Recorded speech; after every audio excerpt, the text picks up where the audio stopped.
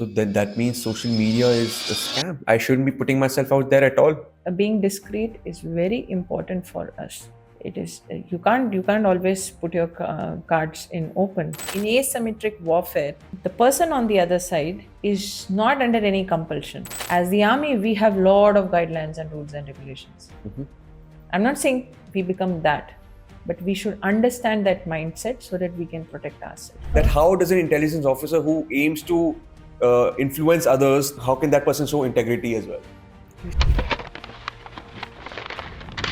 If you were to explain someone what intelligence is, how would you do that? There is a process happening. So you're observing, you're taking inputs, there is information Analyzing. in different forms, you're analyzing it, and you're coming to a conclusion.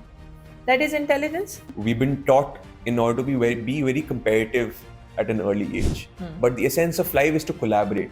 And that success is not a single person's effort. Collaboration and cooperation and coordination. These three C's are very important in times to come if we have to excel. Instead of competitive, what we have to thinking of is becoming more progressive. Sometimes competitiveness makes you regressive. We're living in a time which is transferring into very artificial kind of intelligence, but of course we need to be well balanced in order to be. Artificial intelligence is still artificial.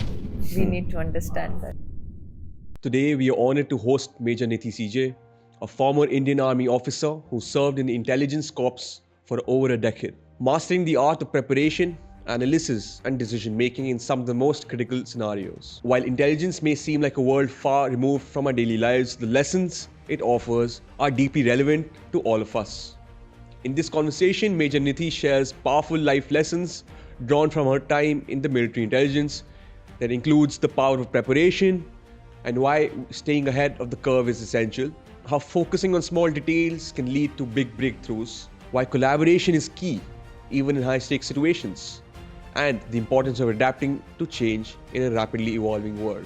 This episode is not just about the mechanics of intelligence, but about applying its principles to life, whether it's personal growth, professional success, or navigating the unexpected.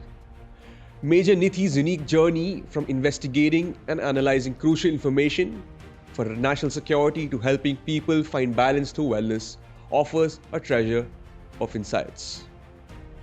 Get ready to learn how the skills of an intelligence officer can empower you to think critically, act decisively, and approach challenges with clarity. Without further ado, let's get started.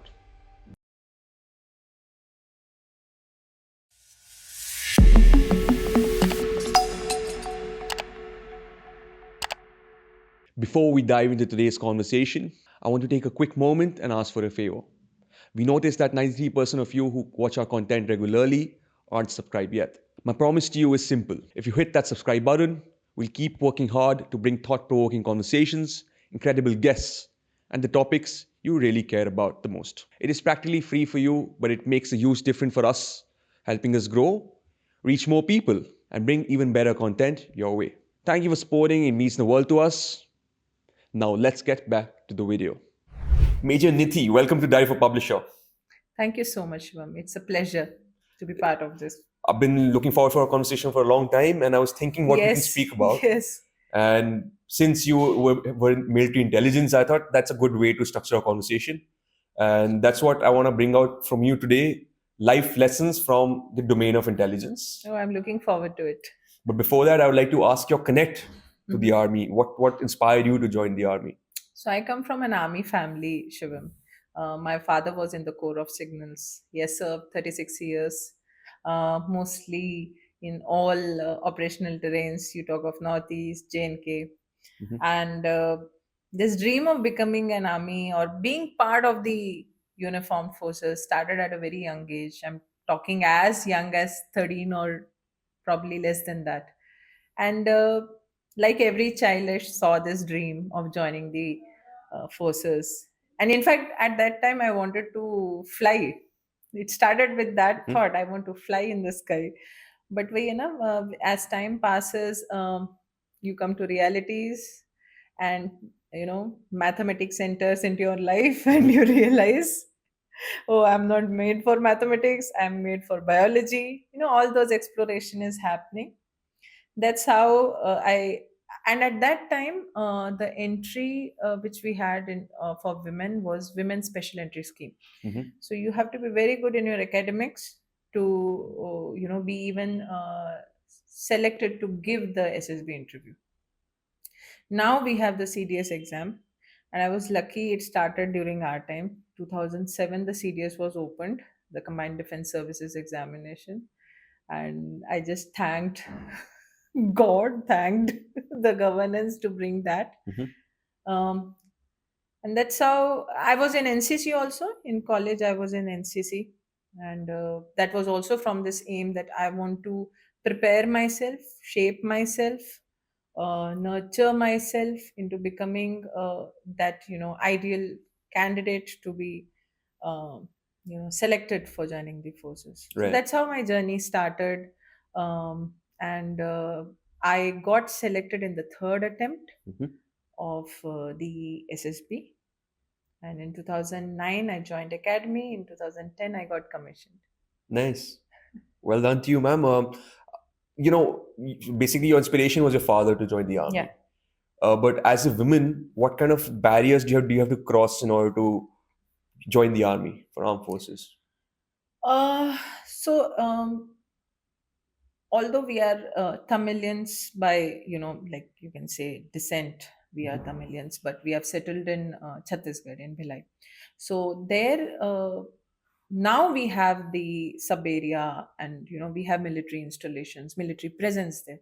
But I'm talking of the early 2000s and till 2010 when I joined. Also, people were not much aware that armed forces, and especially women going into armed forces, they were still not aware of it. Mhm. uh, I don't think so anything was a barrier. I always feel they are all opportunities. Mhm. you know it is, yes, it is an obstacle, but that obstacle is going to take you to the other side. So that's how I see Nice. them. I'll make that obstacle into my milestone. Nice. That's how I have seen things. um, I've been a kid who has been allowed to explore. My parents have ensured that I'm Mhm. not bounded by that kind of the typical conventional mindset. So when you have parents who allow you to explore, who allow you to make your own choices in life, um, you get that confidence to fight these so-called social barriers. Mhm. Mhm.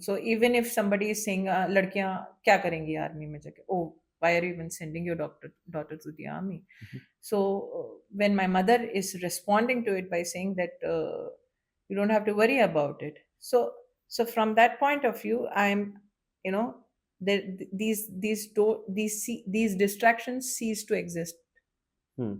and you are focused. Okay. Right. I had very unusual kind of, very peculiar experiences, and this happened in NCC. I still remember I was selected for the RDC camp, and uh, so when they are selecting, I was not taken on the pretext that I was fat, and I was told this on my face. So I Mhm. have had such Mhm. conversations. So when you have such experience of these conversations, you don't feel anything is a social barrier then. Hmm. ठीक है, they feel this. I will work on myself and I'll Hmm. prove them wrong. Absolutely. Yeah.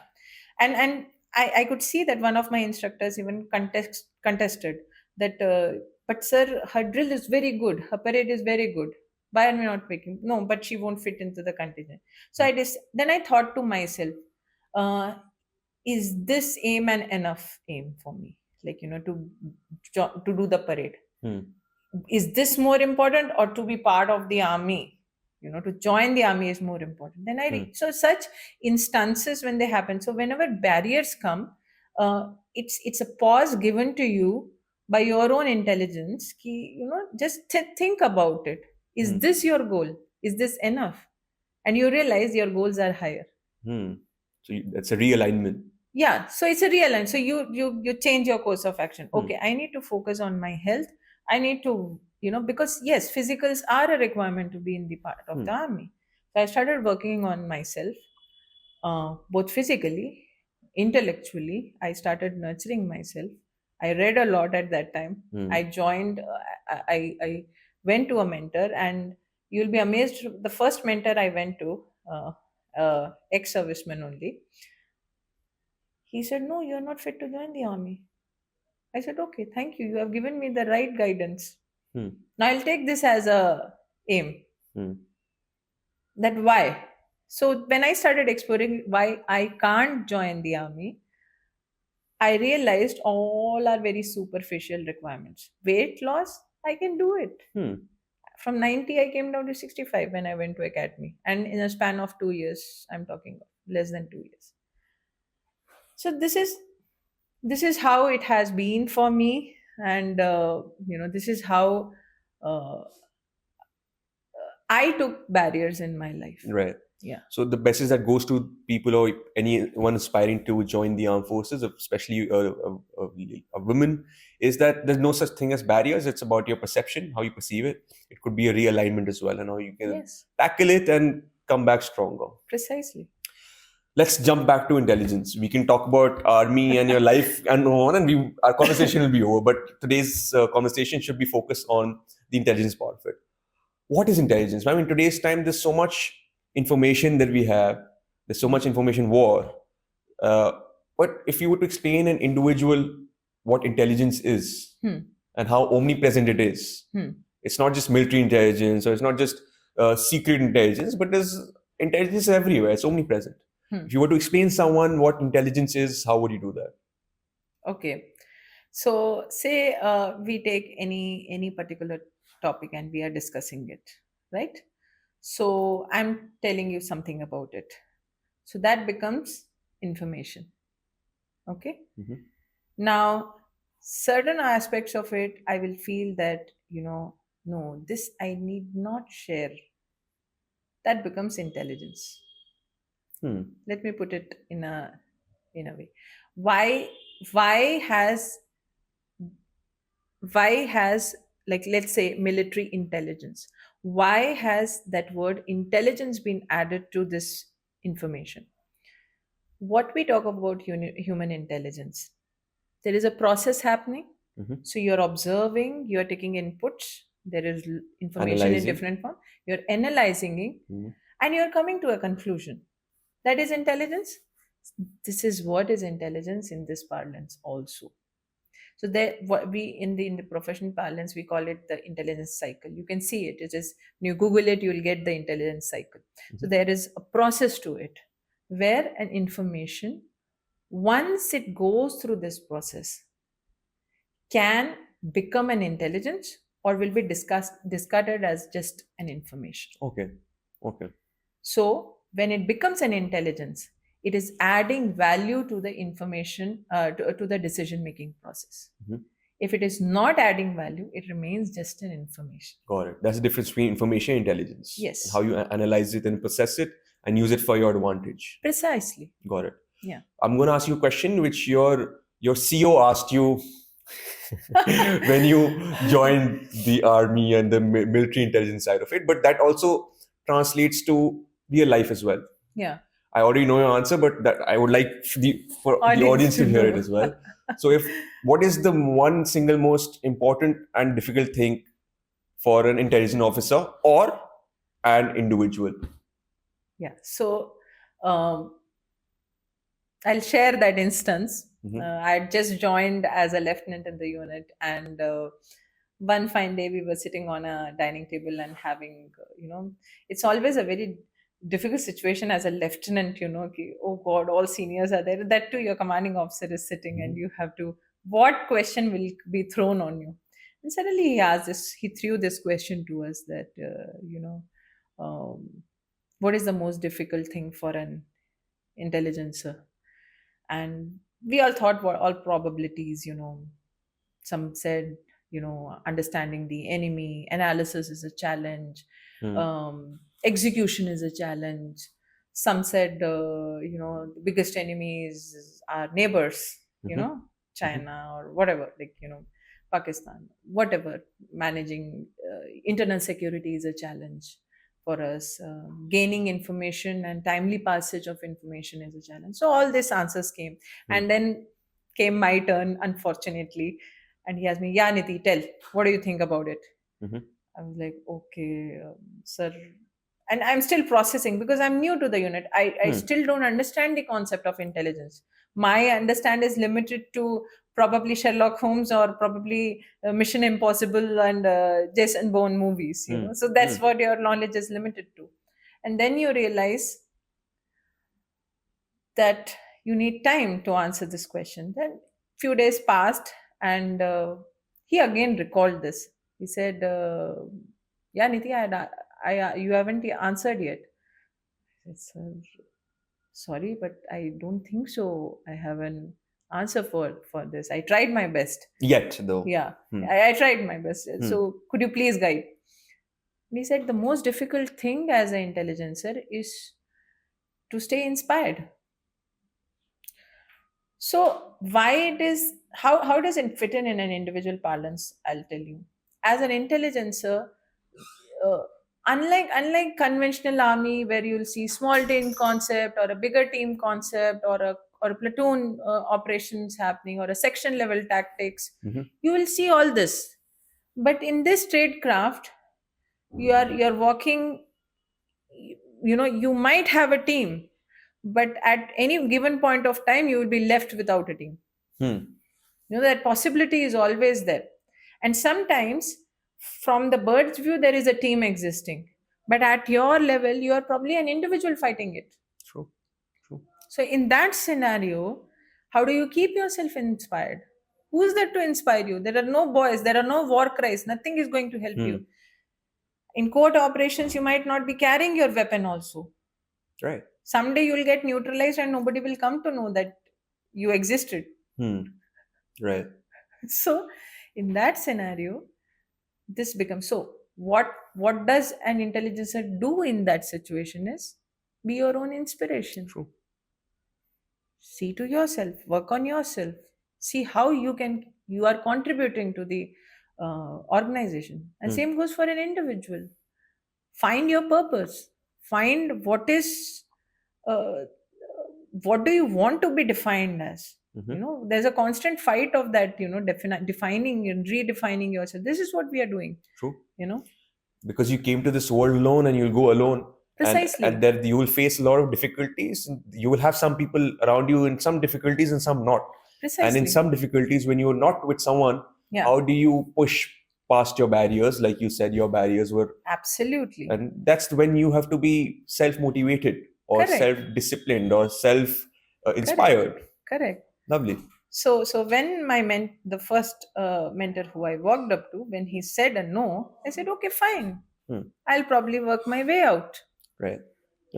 So I have jotted down a few life lessons from the field of intelligence, which I would like you to connect to the individual aspect or the life aspect of everyday things. I'm sure these things aren't taught, but they should be taught. There should be guidelines and from a very basic level, school level, that people should know that these are the things that really makes or breaks you as an individual. Can I add something? Please. One of my mentors, I asked him that, sir, we talk so much of intelligence cycle. How do we apply this in our life? He said, Niti, life is an intelligence cycle. He said, don't you acquire information? You do acquire on daily basis. Don't you acquire, even if you have to, brush your teeth, don't you do the survey of the market, which is the best toothbrush, which is the best toothpaste? So there is, at each level, there is an intelligence cycle happening. True. You just have to be aware of it. True. And the different levels to it. How much information do you have? Yeah. Is how much power you have at the end of the day.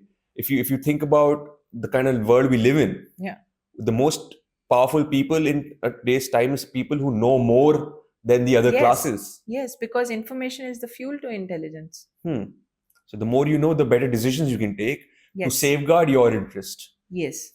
I have a few points written down. I've got about 12 points. So I would like you to be crisp and brief in every point that I talk about. Yeah.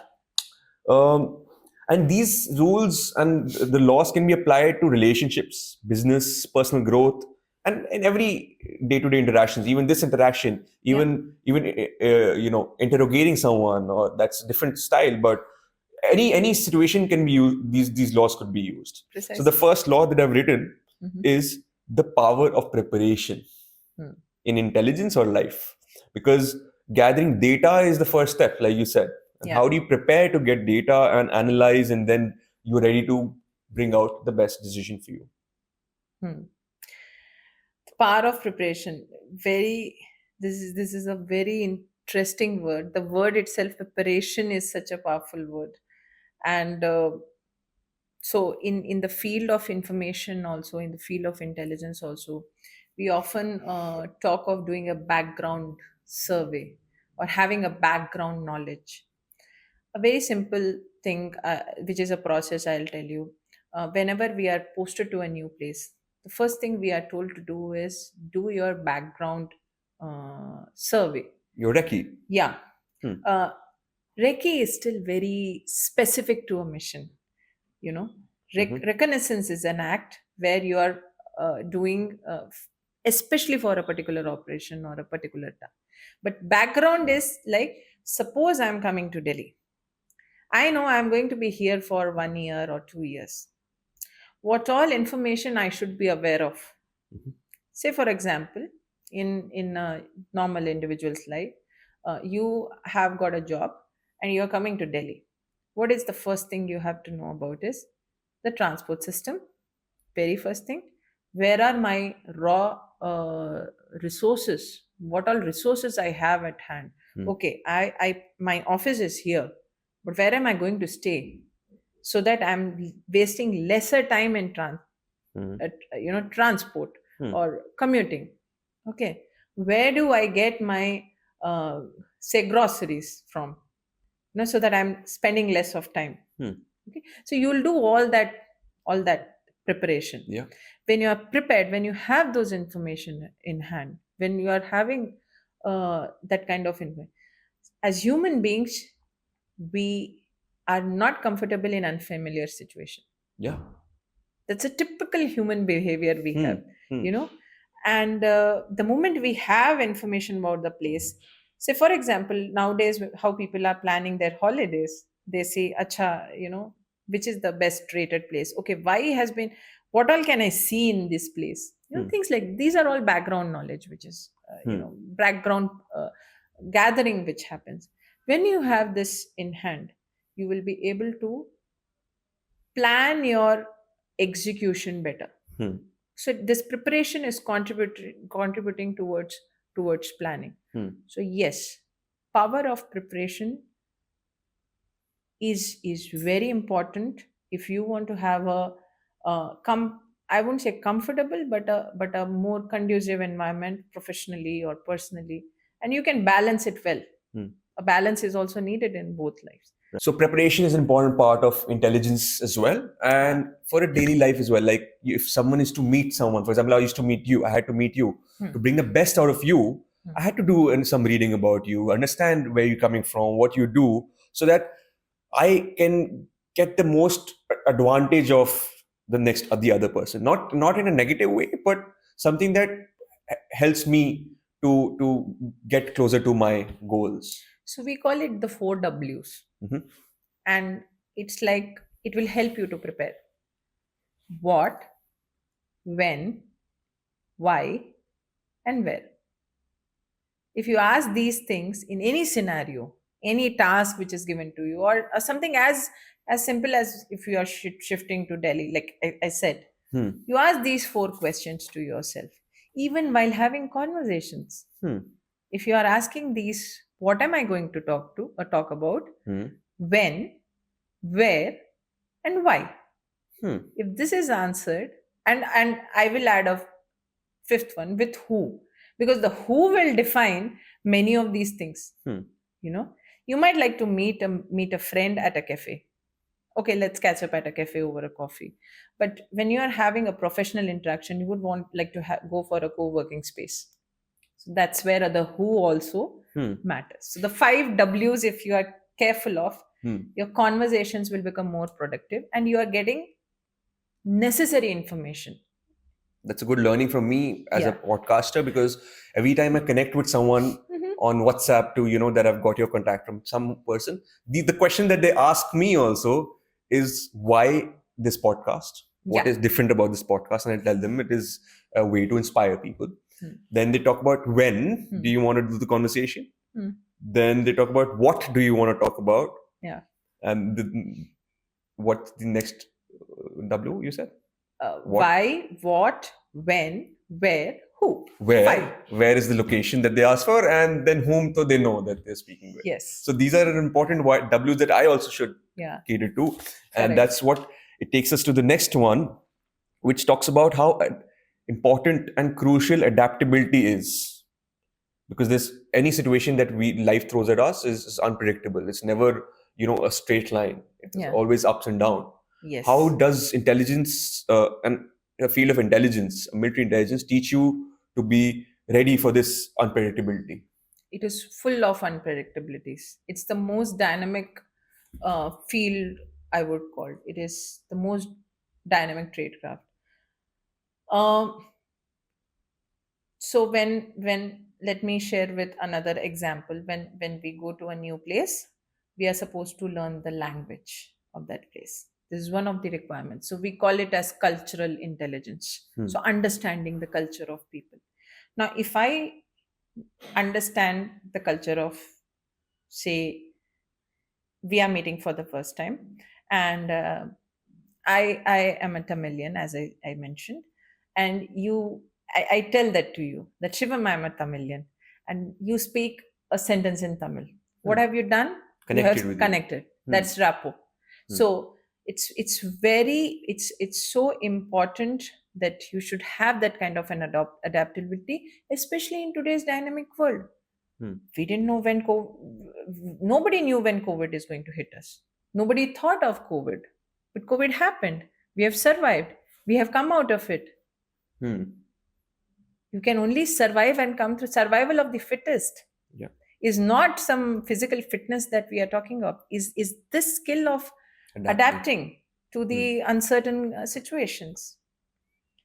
So that's how adaptability is very important. And I often tell this to younger people also, who come for mentoring or asking, how do I join army, what do I do? I said, see, you should understand that what is the requirement of this organization.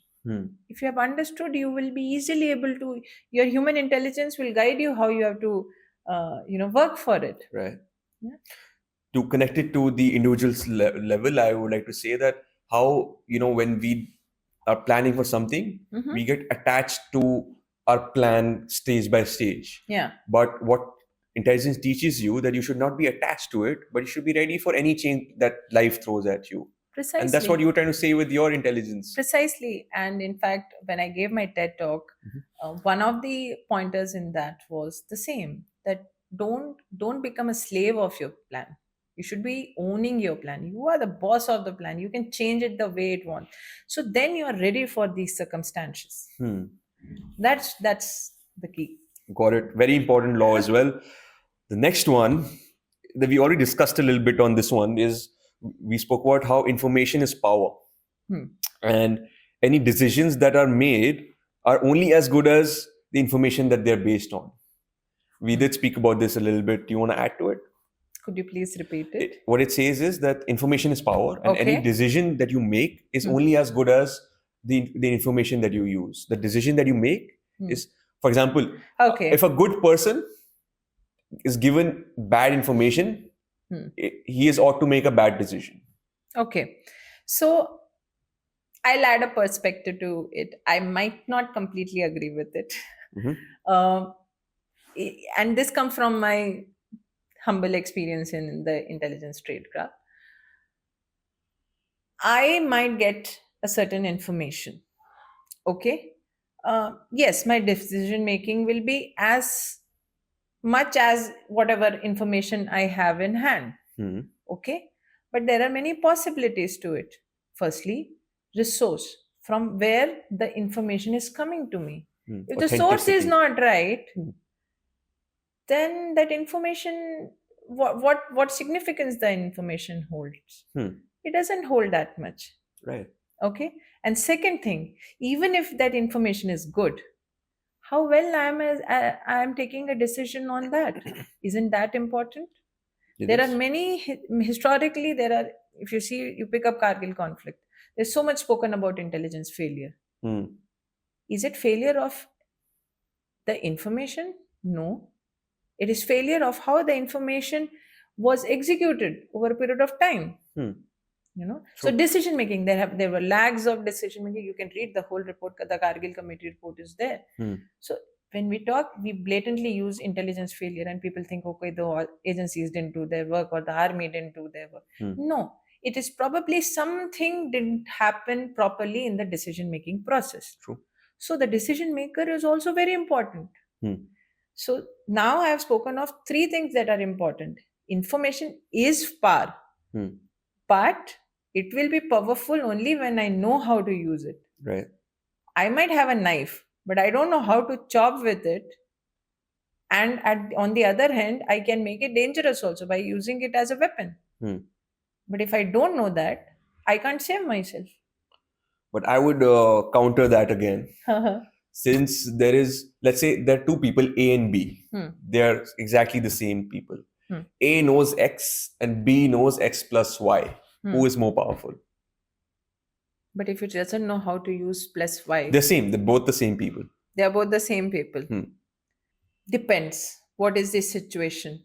In that situation, in that decision making process, you never know. With X, the X can be able to create X square. With that X, I might be able to create X square. But I don't know. Can X plus Y be able to create as X square plus Y square? I really don't know that. No, but your capacity to make better decision increases because you know more at the end of the day. That's the point. But, yeah, you know more, but do you know correct is one thing. And what are you going to do with that? That is what is more important. Yes, it puts you in a better situation. That's So this is not life lessons for individuals. yes, because see, I'll tell you, this is a very common thing we talk in the intelligence parlance. Having intelligence is one thing. How you handle that intelligence is one thing. If you give a bomb in the hands of somebody who doesn't know how to handle it, it can be disastrous. True. So the lessons from this small anecdotal conversation was that in the times that with so much information, we forget. There is also misinformation. We forget what is true, and the kind of decisions we make in order to, we get our information from WhatsApp University these days. So the source. That's where the source is equally important. Information is important. It is, but the source is equally important. Got it. Let's go to the next one because we have a few. Yeah. The next one is, since you've been speaking about a lot as well, why emotional intelligence matters, and why is it important to understand others in order to be more effective in your decision making? Yes. Emotional intelligence. When you have an understanding of what others have gone through, you are firstly adding more perspectives to the same situation, which is very important in the field of intelligence. When we go in a particular location and we establish our intelligence network, if I am not empathetic to the local populace, they are not going to share any information with me. Where am I creating that common conducive grounds for them to share information with me? And as an intelligencer, my job is not just tactical. I'm traversing between tactical to strategic. So, in that parlance, I need to have emotional intelligence. Although emotional intelligence won't form part of the conventional intelligence tradecraft, but as a leader, like today I was speaking to somebody and I said that, my buddy, he still calls me whenever there is a festival. He still messages me and he says that, happy Diwali Saab, and that conversation is still happening. Conversation is our power. Conversations help us keep those bonds, and these bonds are necessary. These bonds are necessary for our own growth, True. you know. So if you don't, and in an organization like army, if you don't have that kind of emotional intelligence, or what I would further go one step up and say empathetic leadership, Hmm. we can't have that kind of bonds, and we cannot then function as smoothly, because today we have, our societies have become very pockets, you can see a Yeah, lot of points, fragmented. they Yeah. are fragmented. Hmm. How do I instill that confidence in that boy, that don't worry, the organization is with you? And more so in case of our trade craft, where there's a constant uncertainty. Hmm. Anytime you'll be gone, and probably you are not accounted for, Hmm. in such scenarios. So what I understand from this is that it's not only in the individual aspect of it, Mhm. that it is not only about yourself that you should think, but you should also think about the second person and the third person and the fourth person. Yes, you should be at least aware what is happening in their life. Hmm. It adds a human quotient. We are humans, we are not Hmm. computers. Hmm. We're living in a time which is transferring into very artificial kind of intelligence, but of course we need to be well balanced in order to be Artificial intelligence is still artificial. We Hmm. need to understand that. true. True. Let's go to the next one. Next one says trust but verify. What do you have to say about that? Absolutely. So we have this, and I learned it from a IB operative, in fact. And I said, this particular particular person is always, we are getting intelligence input always about this person, but we are doing nothing about it. Hmm. And I said, why? He's like, ma'am, it's very important to suspect and respect. So what it means is, you have to have that approach. When you should trust, but you should keep verifying. Verification is important, even as an individual in Hmm. today's world. I see so many children coming up to me with trust issues, in terms of that, they landed up in a bad relationship. So I said, you would have got the red flags, you didn't notice them. Hmm. You didn't put the other person in a process of verification, whereas he has verified everything about you. That's why he's able to take your advantage. Hmm. That is, he has, you have divulged the first thing what we spoke of, information as power. Hmm. You have divulged enough information about yourself already, Hmm. that he's taking you for a ride.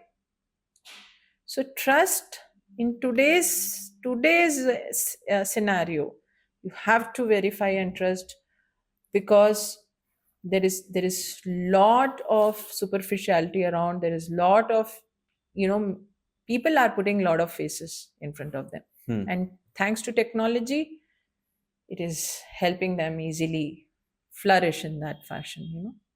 So yes, trust is to be verified. Right. As we say, trust is always earned, and Yes, it is earned. it is earned with due Very. diligence of the Yes. subject or the person. Yes, very much. Nice.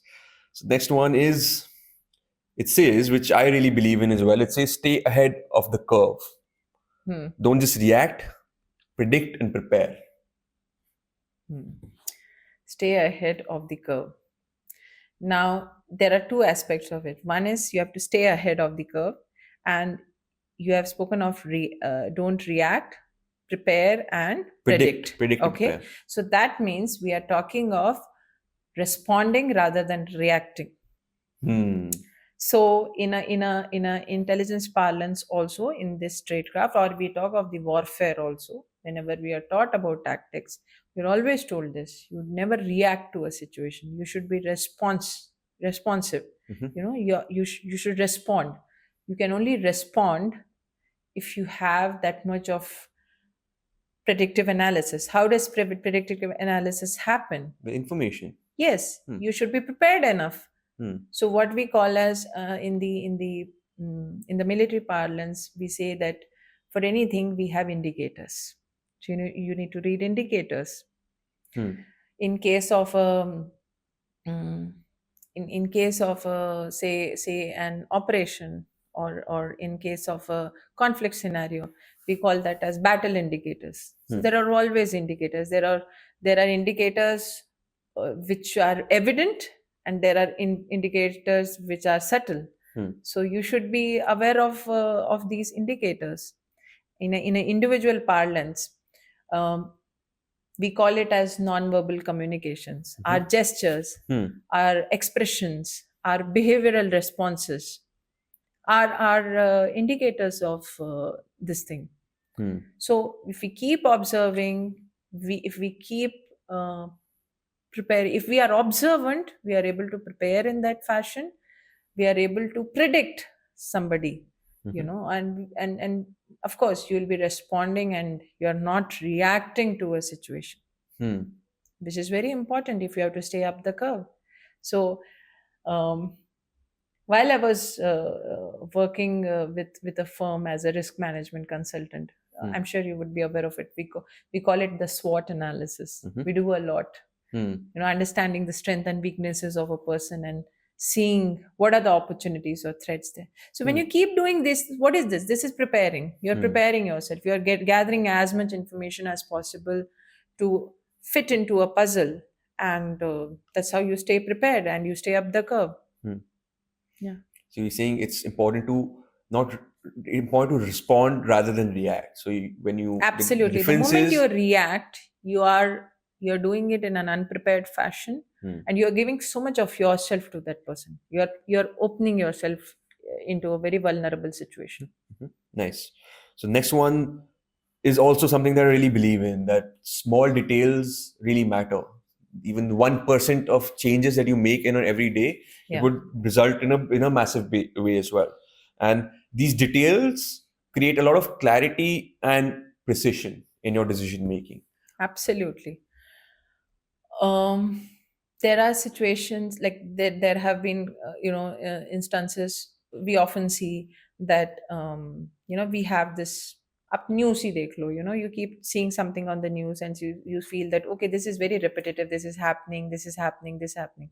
And we as humans have this thing that complacency can set in us at any point of time. Oh, this is repetitive, so we stop showing interest in that. But we don't realize that what is it going to create over a period of time. If we observe these patterns, we might come to know of some great information or some phenomenon which might happen. It's something like preparing for a marathon. So you're running few kilometers every day, every day, every day. Somebody who sees you daily, you will think, what is this repetitively this guy is doing that. But if somebody is observant, will understand, okay, he's preparing for an event. Okay. So observing patterns, if you develop the habit of observing patterns, it will break the complacency, and you are able to see these smaller details with more more interest. Yeah. So that is something at an individual level. Professionally, if somebody does, even in their personal life, if somebody is throwing patterns, you should be very observant, and you should understand this is going to come to a certain event. You'll be able to make it out. Right. Yeah. So small details matter.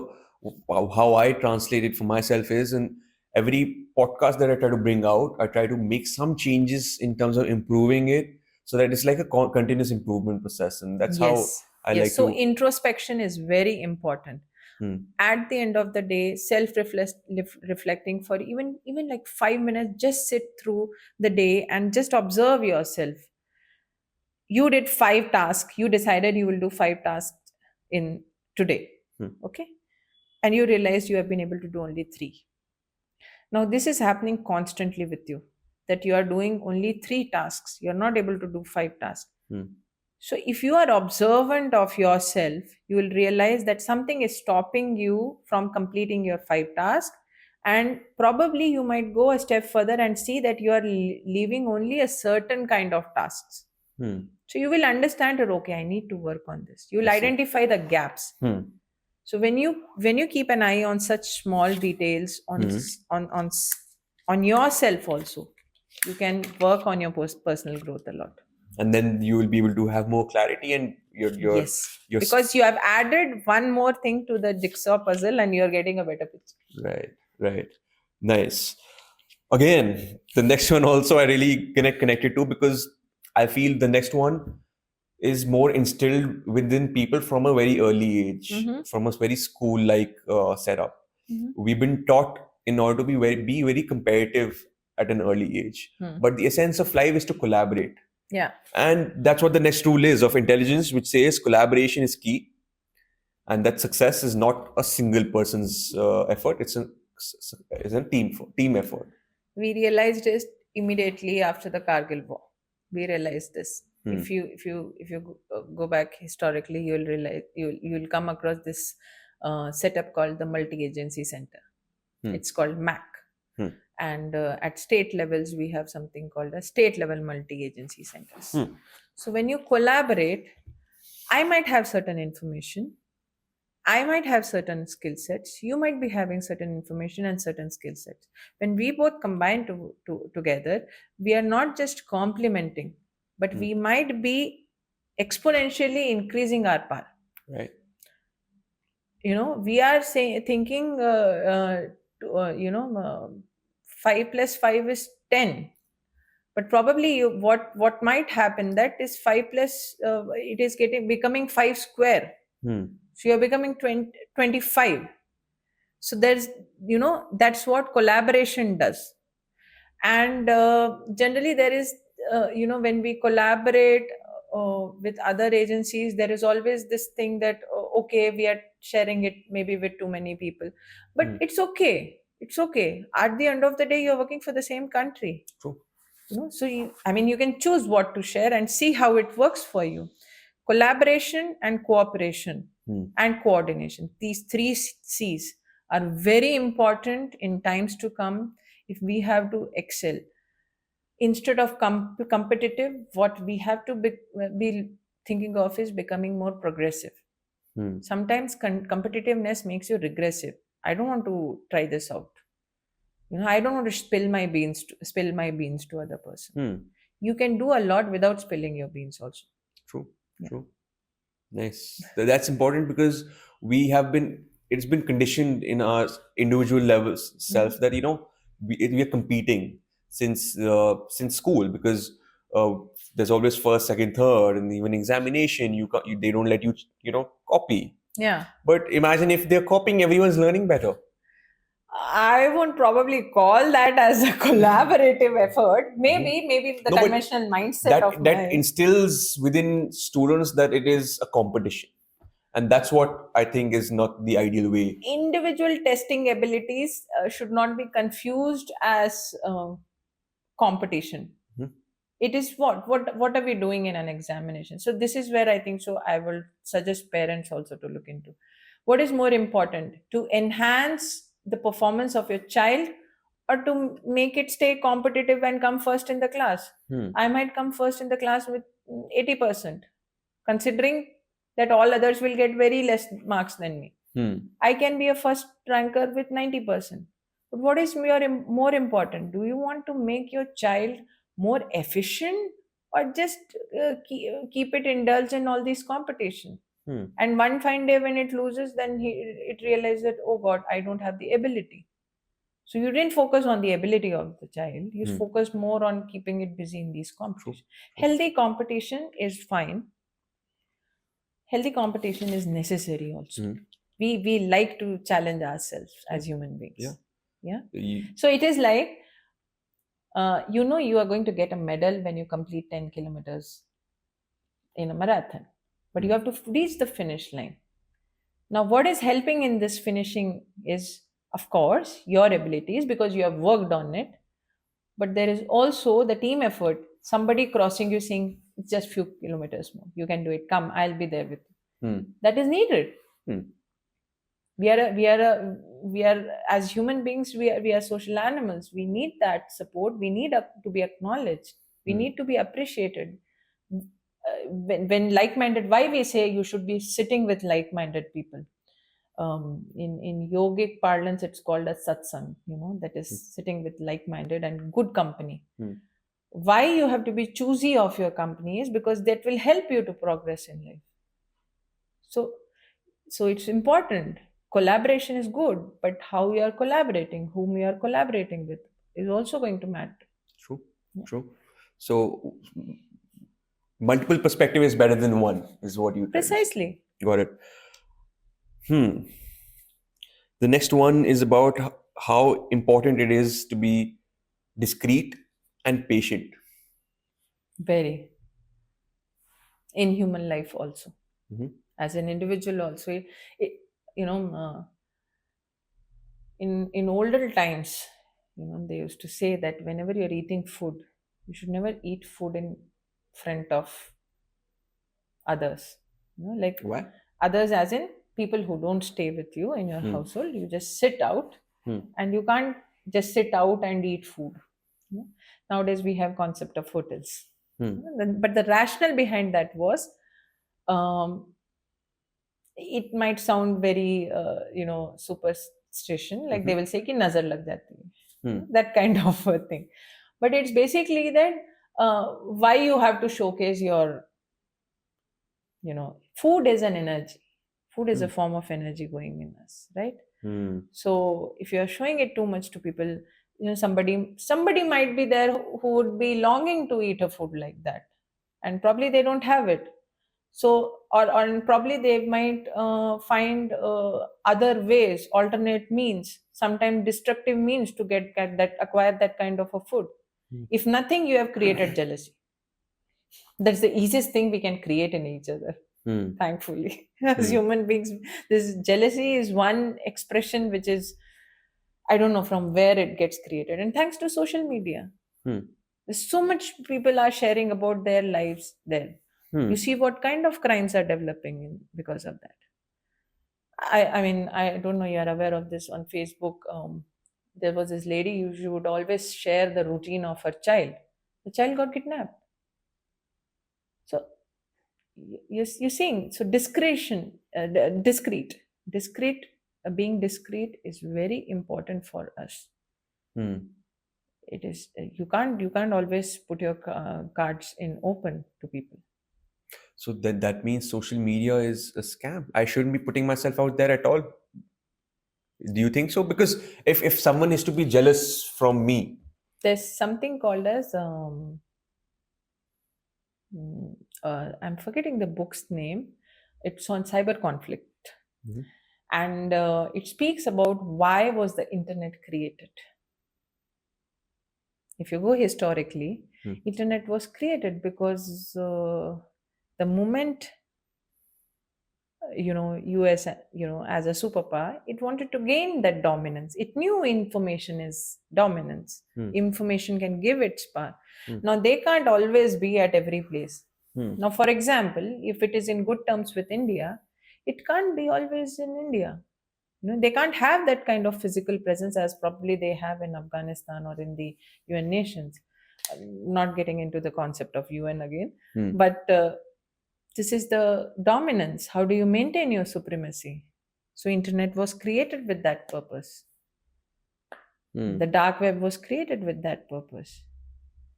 You create opportunities where people become vulnerable. And we have become how much ever we try to hide.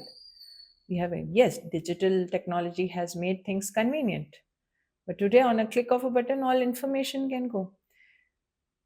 Just a week back, my mother, who's somebody who's so security conscious, who's very well aware of the cyber security steps, was scammed into a money. It was the same, the Jamtara type of scamming.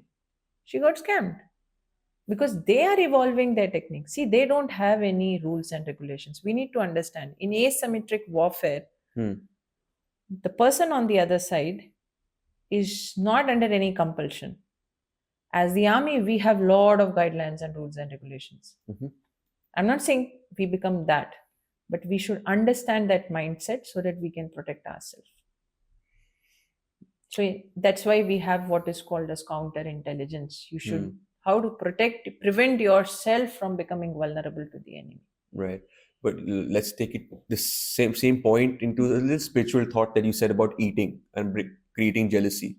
If I were to, for example, get an award and I put it on social media, and someone is jealous about it, is it affecting me in some levels, or is it affecting the person who is jealous? No, but yes, also. I mean, you are staying in a social setup.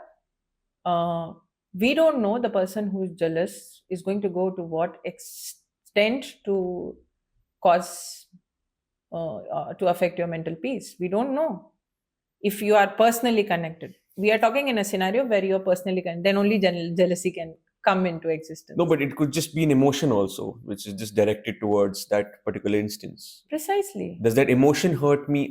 That's why I said spiritually, because Yeah. does that emotion affect me, or does it just affect the person who's creating that emotion for themselves? It's affecting the person who's creating it. Hmm. But it's still affecting one individual, one soul. Okay. Yeah. So when we talk of karmic Karma. Mm-hmm. so it's not just an individual karma we are talking of. There is a group karma. Hmm.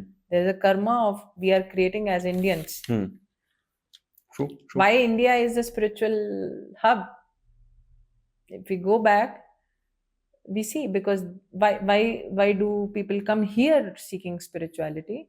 Because that's the work the spiritual masters, that's the work that people who have been spiritual have been doing. Spirituality is no new concept to us, it's just a new term to us.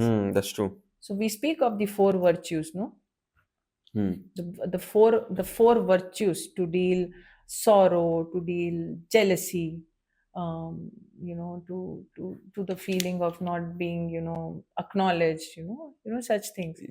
Different yoga you're talking about? No, there's a verse in the Patanjali Yoga Sutras.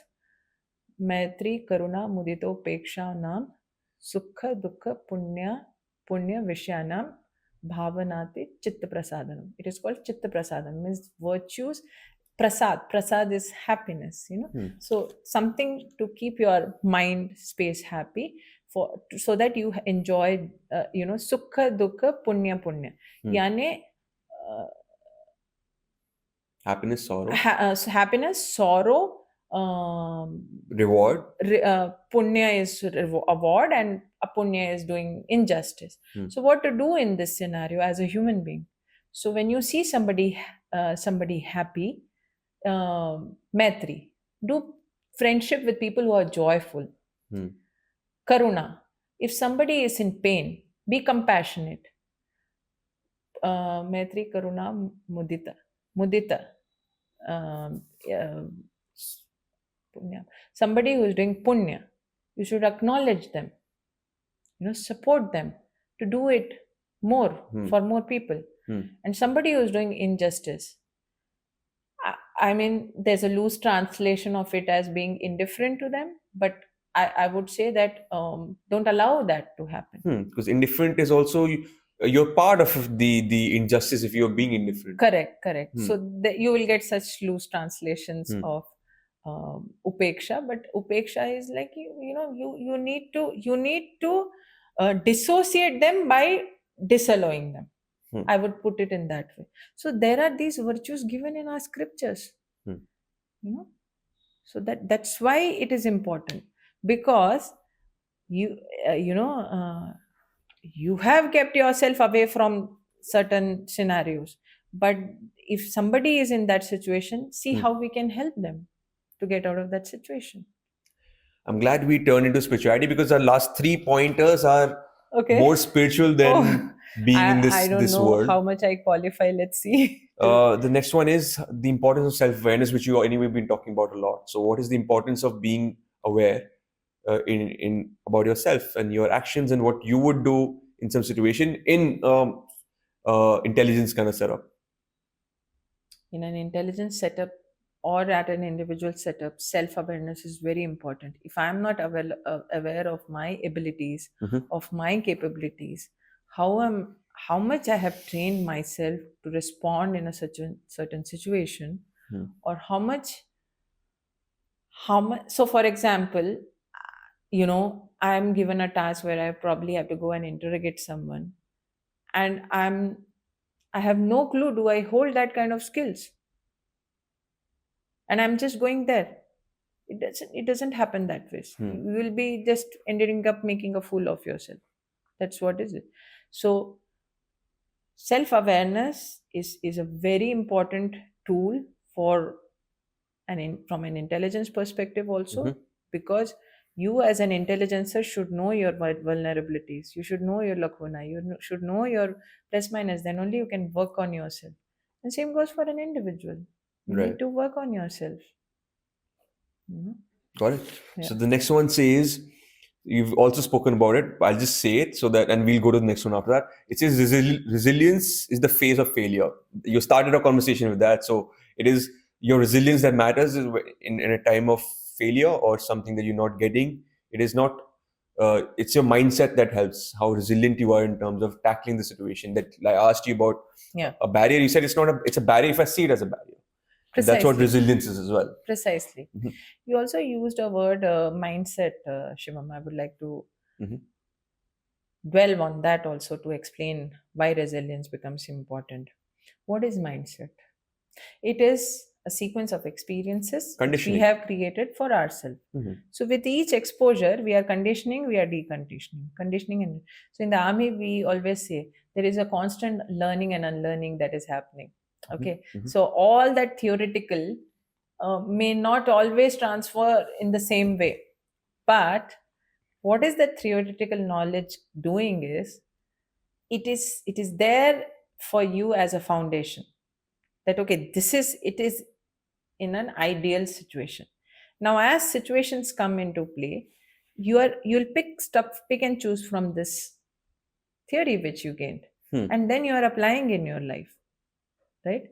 How much of that you are able to do will define that how experienced you become and how resilient you become. This will define. So I don't agree theories are not important. Theories are important. Somebody who has written a book on, say, investigation has put in a lot of efforts. He has experienced, or she has experienced, and then they are talking. If today I'm here, I'm sharing my information, I have full confidence on my training, Right. and that training gave me that kind of an experience, and that's why I can speak here with conviction. That is what is being resilient. In whatever situation, I can have that kind of decision making. What is confidence? It is knowing, fully aware that okay, I'll be able to apply whatever I have learned so far. I'm trained for this. That is If you weren't resilient, then you would have given up in the first chance of you trying to get into CDS. But you Precisely. went twice, and then third time is when you get, so that you took that failure as a learning curve. And if you would have gotten the first chance also, you wouldn't be as I would say there wouldn't be as mental clarity that the 2-year work that you did that brought you to your thought process. I right would now. say I would have had some other experience then. Life is beautiful. It will throw you these challenges. It will throw you patterns. Whenever things fall in pattern to you, you need to understand there is some learning still to happen in that. For sure. So if something is happening again, so when I didn't clear in my second attempt also, I was like, okay, so there's a pattern. I'm not clearing my interview, and this is happening. What is happening? I sat and thought for myself. I worked on myself. I asked my mentors also. See, I've not cleared it for the second time. What is it? And then I worked on myself. I tried to get that clarity, and that's how I made it. Right. When I realized that my purpose, I was still limiting my purpose to just clear the interview and just become an officer. The moment I shifted it to a purpose of serving my country, irrespective whatever is the medium, I felt that I was more relaxed and more confident in my approach to the SSB interview. So when life is throwing you patterns, you need to learn from it. True. The last one, which what I've written, is, I think, different than what an intelligent officer would tell you. An intelligent officer, if I were to speak to, they would say that it is life is unfair, and there's no thing as fair. Hmm. So in what the last point is, it says integrity above all. So, I'm can I confused. disagree with your first verse? Can No, I no, choose to I'm disagree? confused that Huh. how does an intelligence officer who aims to influence others through more, more knowledge and more information, how can that be show? How can that person show integrity as well?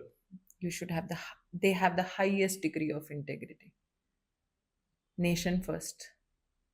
That is the integrity you are working on. Okay. You have said so. Okay. So, this is a learning from one of my commanding officers. I had the same perspective. Life is unfair. So, see how unfair it is. We are doing so much effort, and things like that. Still somebody is able to influence this in this way. Why can't we have the edge over it? Why have to always Hmm. so he said a very beautiful thing. He said, Niti, we all have a price. Hmm. There is a price tag on each one of us. Your price tag probably can be intellectual, or your price tag would probably something at a very higher level. What your endeavor is to make yourself so costly that you can't be bought in something as low as a some materialistic thing. Hmm. Okay, so the aim is to increase your price value to that. That is integrity. You are, what are you integrating? What is integrity is what it is coming from integration. Hmm. It's a quality which has come out of integrate. What are you integrating? Yourself. Hmm. You're integrating yourself into such a strong personality that you can't be easily manipulated or easily influenced. It's only when you have highest form of integrity, whatever you choose to be as integrity. Hmm. If you study leaders across the board, Right. across the board, whether you pick up leaders of rebel organizations also, you see the kind of integrity they have towards their cause. That's the integrity which is being spoken about. It's not integrity and honesty in our understanding. We limit it that this is good and this is bad. Hmm. Integrity is something beyond that. For me, integrity is I should in no way deviate from my role to serve the country. Mhm. And to serve the country, if I have to sell someone, I'll be ready to do it. That is integrity.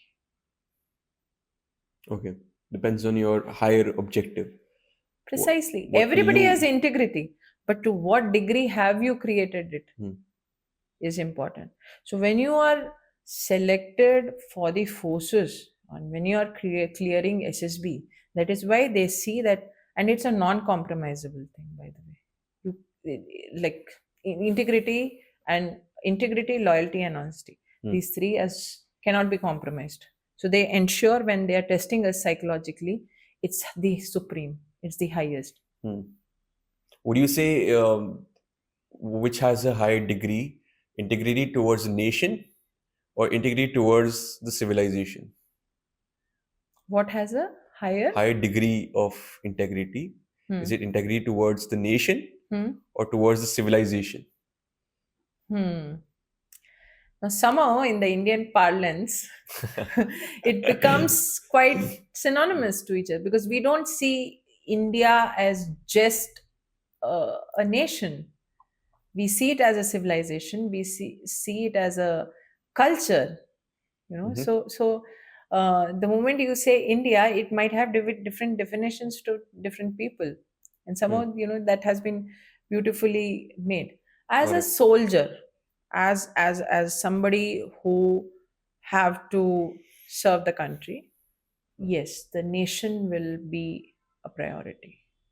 It will be. I mean, that's my Hmm. humble opinion Hmm. because I am trained to serve the country.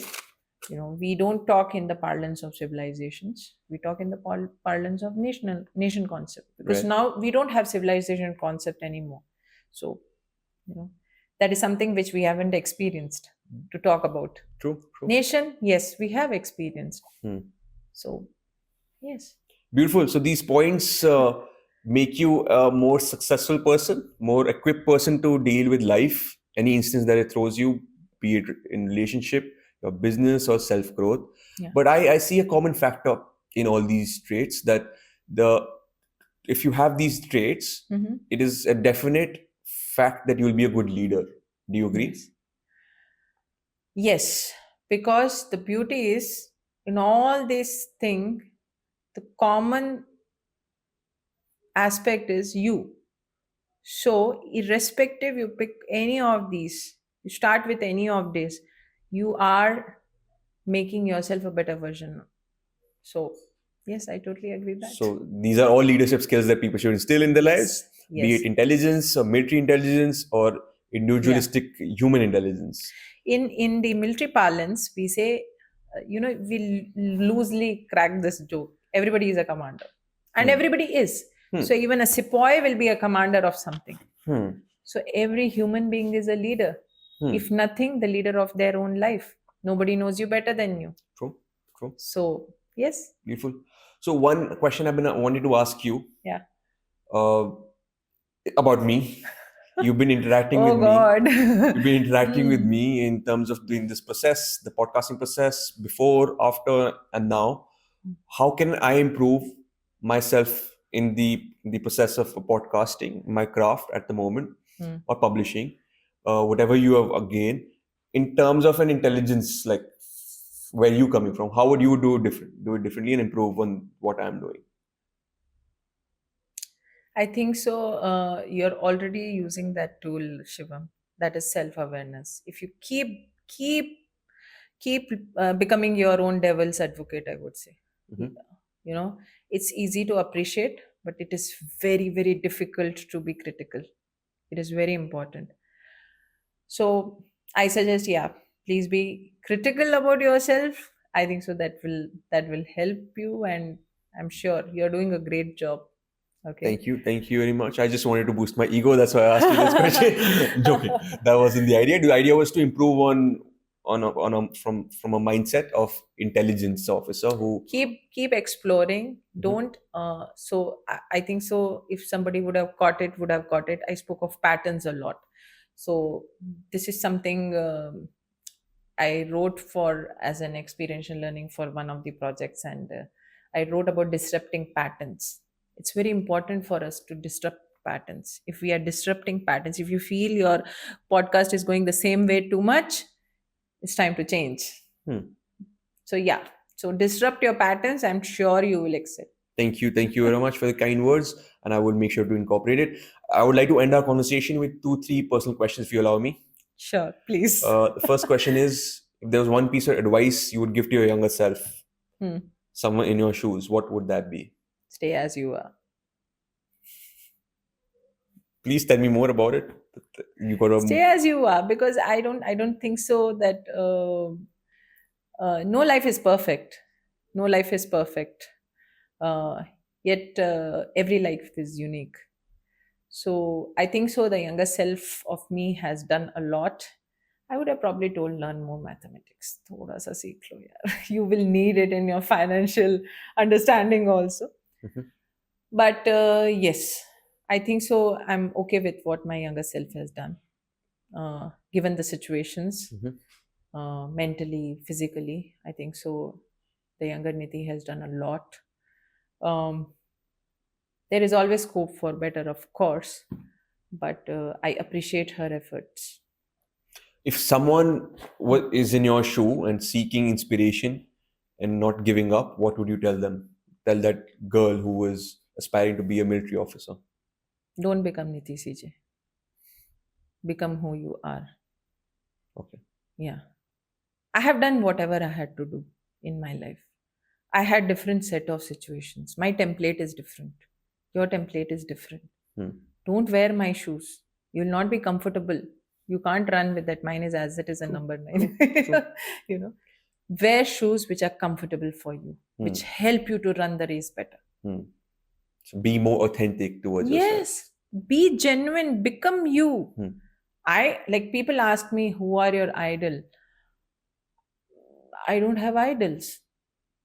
I don't believe in having idols because I feel everybody had their own challenges, their own scenarios. I do draw inspiration from many people. That's a different thing. I am like I said, I am my own inspiration. I work, and this is not from a space of ego at all. It is from the space of sheer valuing the uniqueness of my own life. Similarly, I tell every girl, don't become Nithi CJ. Don't become like me, then you are a robot. True. You're not a human being. Wear your own shoes. Buy your own shoes. Don't take mine. Nice. Don't try to fit in this. That's lovely advice for someone Yeah. to be more genuine, authentic, and Yes. be connected to themselves and love themselves. At the end of the Yes. day, that's what important is in today's world, that we stop loving ourselves and we are loving others. And Yeah. So I often suggest this practice to youngsters who connect with me. I call it the 5-minute mirror gazing. If you can gaze even 1 minute, it becomes a challenge in between. But if you start doing that 5 minutes daily, you will start seeing a better version of yourself. Got it. Last question for the day. It's been a long conversation with you. Yeah.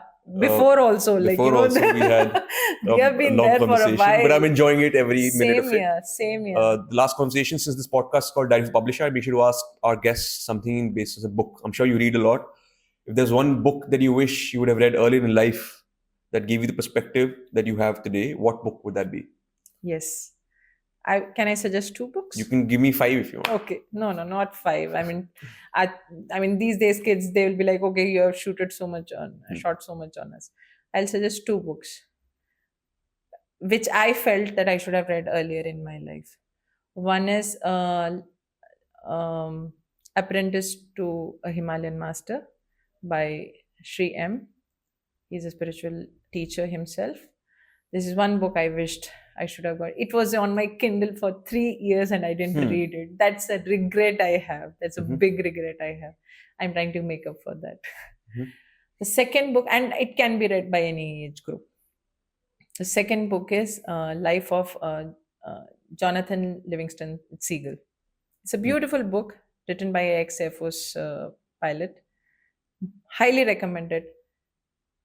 You will forget stress in life. You will forget all these things. So what I said, that I never saw barriers, I only saw opportunities. To get that mindset, this book is a must read. Got it. Yes. And no self-promotions, but if you have time, you can read my little ebook, which I have published. It's a self-reflection book. It will give you an opportunity to self-reflect from all those thoughts which we consider as fear. It is Over a Cup of Coffee. Very simple name. It's Over a Cup of Coffee. Yeah, it's a very cute, small little. We can find it on Amazon? Yeah, 20-page ebook. And where I have given some food for thought. Go through that. It will give you, I'm sure it will add a different perspective to you. If not, just enjoy the book. Beautiful. The book would be below in the description. Make sure to get your hands on it. This has been a very inspiring and insightful conversation for me, and I'm sure it's been for the audience as well. Thank you so much for spending the time, ma'am. It's been an honor and a very privilege to have a conversation with you. I thank your patience and of our audience also. Thank you so much. Thank you very much. Jai Hind. Jai Hind. We at DOAP are working really hard to take this podcast to the next level. Our guests are going to get even better. Our production quality is going to get even better. And hopefully, I'm going to get even better too. Most importantly, we are committed to being consistent and continue to do what we love the most. Until then, keep reimagining yourself and know that the power of change lies within you. Jai Hind.